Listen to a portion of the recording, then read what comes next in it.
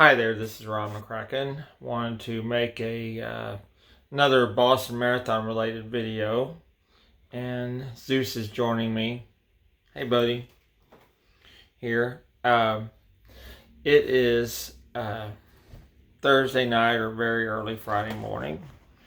It's a little past midnight, but anyway, a lot of you have probably already heard or seen the news that late Tuesday night or early Wednesday morning, Boston Marathon legend Dick Hoyt passed away in his sleep. And Dick is the guy who, this is how pretty much everyone knows him. He's the guy who pushed his son Rick in his wheelchair in 32 Boston Marathons. They weren't consecutive. I forget how many consecutive they did, but he missed 1 year, I think, because of heart surgery. He told me quite a while back, he told me what it was. I can't remember exactly, but I think it was some kind of heart surgery or something, which tells you just how amazing this guy was, and his son Rick as well. Yeah, age 80.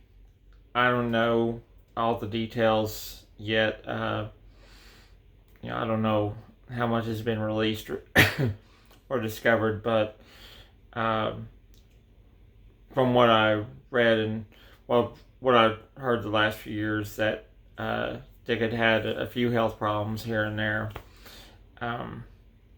Anyway, but pushed his son Rick through 32 Boston Marathons, which is amazing for anyone. Give you a little idea of how difficult that is. Rick weighs, if I remember correctly, he weighs approximately 150 pounds. Then you add on whatever that running wheelchair that they have weighs, which is relatively lightweight, but still, he's pushing some weight there. And also did several Hawaii Ironman triathlons, a lot of other shorter triathlons, hundreds of 10Ks, 5Ks, half marathons, etc., etc. Pretty amazing father-son combo. I just wanted to recount a few memories of them. And hey, Zeus, please stop that, buddy. My first memory of them, I believe I was running my second Boston Marathon way back in 2002. Good boy, Zeus. Good boy. Just chill out, buddy. And I was in really good shape. We had a good day to run. It was kind of overcast. The helicopters couldn't fly. The news helicopters couldn't fly because it was foggy. It was too foggy for them to fly, but had really good running weather. Later on in the race, the clouds lifted and the sun started coming out. But, temperatures in the 50s, not a whole lot of wind, and I was in really good shape. So, 2002, this is my second Boston Marathon, and I'm pretty sure I'm getting the year right that I first saw them. Now, my first year up there, the year before, I had heard of them before, and when I went up there in 2001 for my first Boston Marathon, of course, they're all over Boston, in the news everywhere. And at that point, I think they had somewhere around 19 or 20 Bostons. And I was doing my first, so I was just like, well, for anyone, that's impressive. But again, Rick is pushing his son. Dick is pushing his son, Rick. But I think I might have caught a brief glimpse of them at the expo, but I didn't really get to see them or interact or anything. Anyway, the second one, again, I was in great shape. We had a good day to run. And I'm running, I finished in 2 hours, 55 minutes that year, which is just a notch over 6 minutes and 30 seconds per mile. It's like 6:31 something per mile. Okay. And they had a little bit of a head start. I forget how many minutes. But I was in the first corral, so I got off to a really good start and everything. And I'm running along, having a pretty good race day because I learned some hard lessons the year before about going out too fast and how to train for and race that course. And anyway, again, they were in the news that year as well before the race, so I kind of knew who they were, but I didn't fully understand how special that was, how special they were. I'm running along, and I don't see them anywhere. I'm zooming past a lot of runners those last several miles.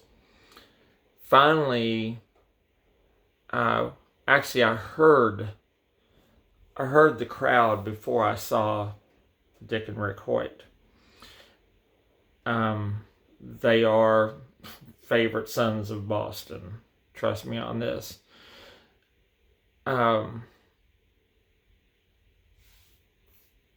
It's right around 20 or 21 miles that I first catch a glimpse of them way up ahead of me. And I'm gaining on them, but not gaining on them anywhere near as fast as I thought I was going to be. Meanwhile, what I heard first was, now the crowd in Boston is noisy the whole way, but they, Zeus, please stop. I'm trying to make this relatively short. Anyway,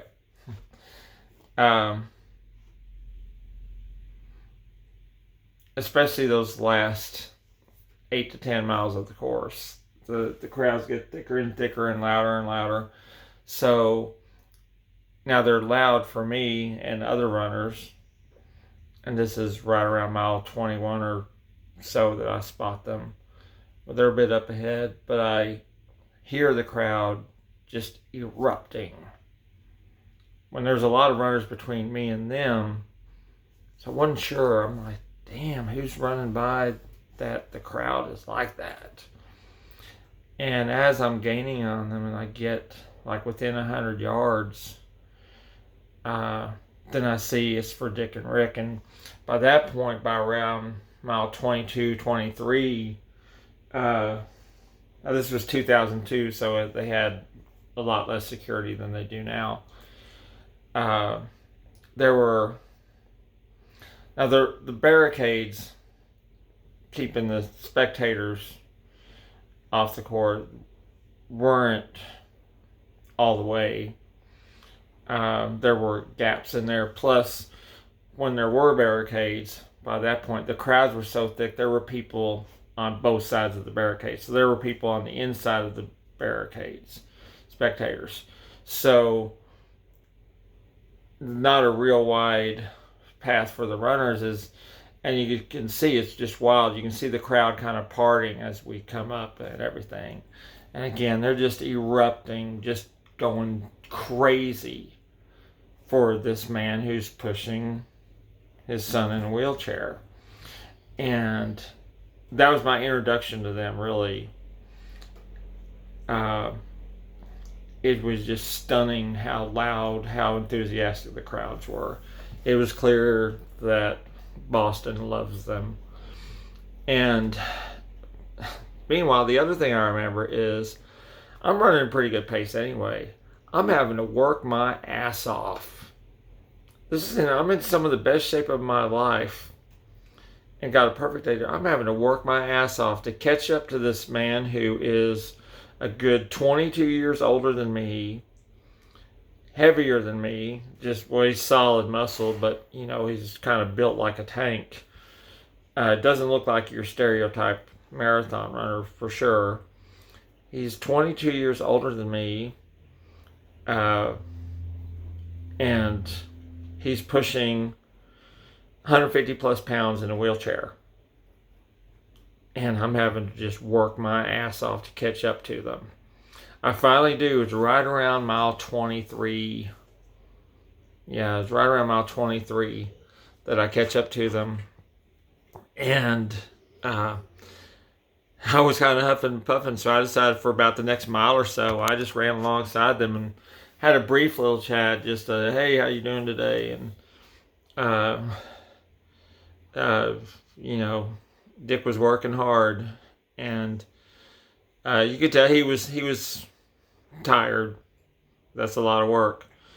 But the other thing that struck me, aside from the crowds going and just insane for them, and Rick and Dick working hard, was Rick, the son, was having the time of his life. Now Rick, he's very smart. He's nonverbal. He doesn't really talk, but his mind is very sharp and everything. I'll add real quick here. He always reminds his father all the races that they did. He always finishes 1 second ahead of Dick uh, in their races. He always beats him. He always beats him by 1 second. He always reminds his father of that. Well, anyway, um, ran alongside him for a mile or so just to kind of regain myself. And I felt good, so I went ahead and pushed it the last 2 miles or so, and I don't know, put maybe a minute or so between us. I'm not sure exactly. But that was just stunning to me. And I could hear as I was putting some distance between us when they were behind me. The crowds were very loud for me and the other runners, and pretty close, just a few feet away on each side. It was insane, but even when they were a little ways behind me, I could still hear the crowds just exploding when they went by. Well, fast forward a few years later, and I was at Legal Seafoods at the Prue, and eating. I can't remember if it was the Saturday before the race or Sunday night before the race. I think it was the Saturday before the race. They were having their team dinner. Team Hoyt was having their team dinner at Legal Seafoods at the Prue. I'm not sure if it was their official team dinner, but there were several members of the team there, and it was just as I was leaving there, I just spotted them. Because you can't miss Dick and Rick Hoyt. Everyone knows who they are in the marathon world. By the way, I've got my Boston Strong shirt on. So, anyway, and it looked like they were kind of finishing up themselves. So I figured it might be a good time to stop and chat for a minute. So I went over and introduced myself to Dick and Rick, and just had a really, really lovely, memorable chat. I don't remember word for word all of it. It was like 5 or 6 minutes that we talked. I introduced myself, and I said, yeah, my name's Ron McCracken, and this is at that time, by then I think I was on my 7th or 8th Boston Marathon, something like that. But I said, hey, and I told him, I gave him the little 1 or 2 minute version of what I just told you about having to work my ass off to catch them a few years before. And I was like, man, you're pushing Rick, and you're a few years older than me, and still I told him I had to bust a gut to catch you. I just wanted you to know that. I had to work my ass off. And Dick kind of chuckled and said, well, and he had a very, very Massachusetts. I can't really do it exactly, but definitely had the Massachusetts accent. Well, Ron, you won't have to worry about that this year. I'm old and slow now, and just go out there and enjoy. I'm messing up the Massachusetts accent, the Boston accent. I'm messing that up, but very distinctive accent, of course. But Dick was very self-deprecating. Said he's old and slow now. Here's a guy, by that time they were on like their 26th or 27th Boston Marathon, and several Hawaii Ironman triathlons and all this other stuff. And I reminded him of that, and I said, well, you know what? I don't care if you're slow now or not. That's just impressive as hell what you've done. So he thanked me and went on our ways. But I remember all that. Those were two of my all-time highlights of Boston. Now, a few years after that, I ran for Team Hoyt. And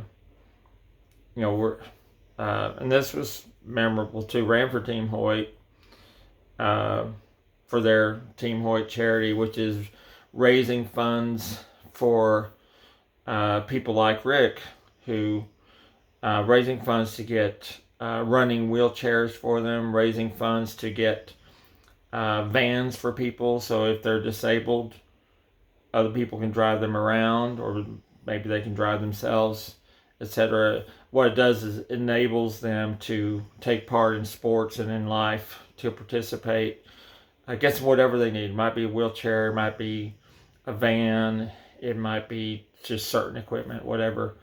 Wonderful charity that's been going for decades now. And that it's unless you know some rich people raising money for these charity teams, it's a lot harder than people usually think. It's a lot of work. It's a lot of work, but and then of course, we had the bombings. That's the year I ran for them. Here's my finisher medal that, I was prevented from finishing, but a couple months after the bombings, they sent us that. But something that really inspired me, is that was devastating for so many of us. And Dick and Rick were not allowed to finish. I think they were right around mile 22 or so when the bombs hit. So they got off the course relatively fast when they heard the news, because, well, we just didn't know what the hell was going on. What was I going to say about that?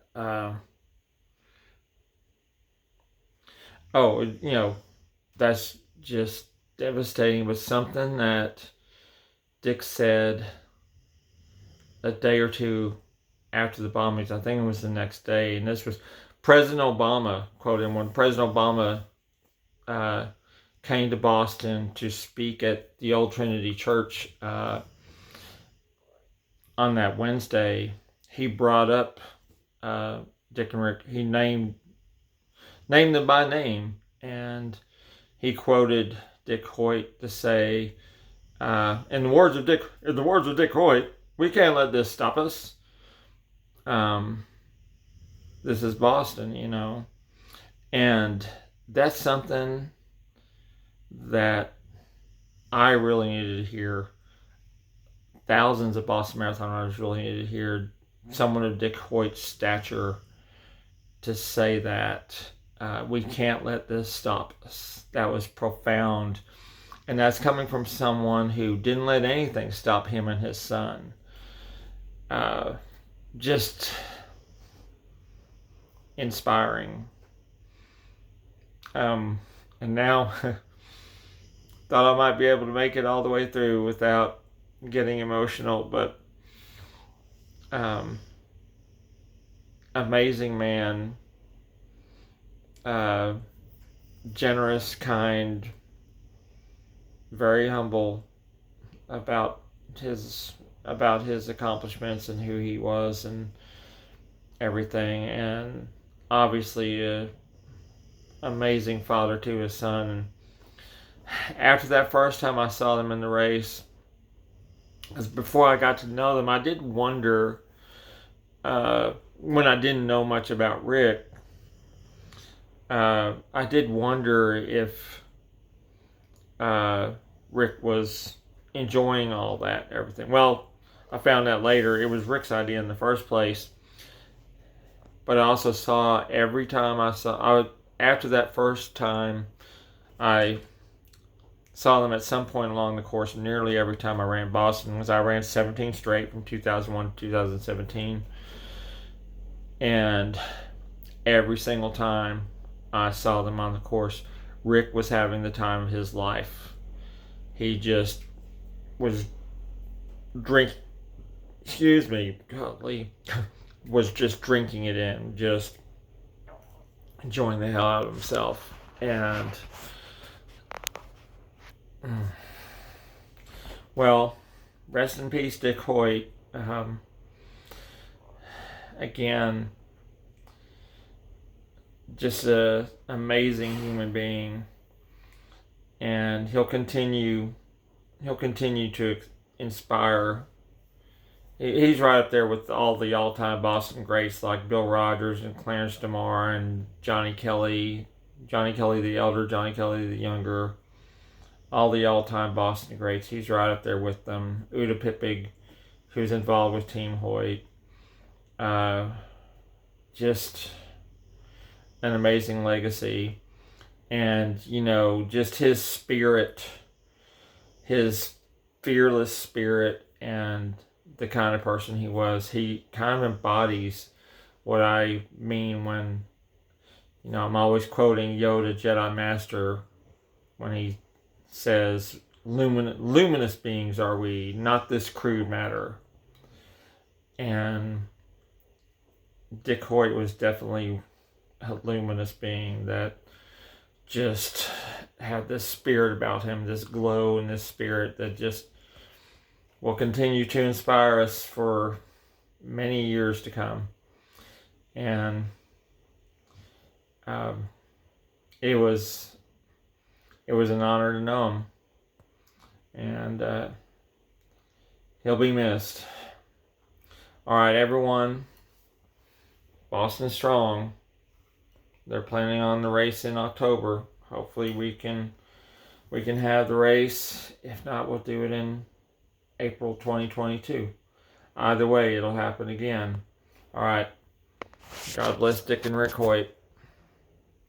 Y'all take care.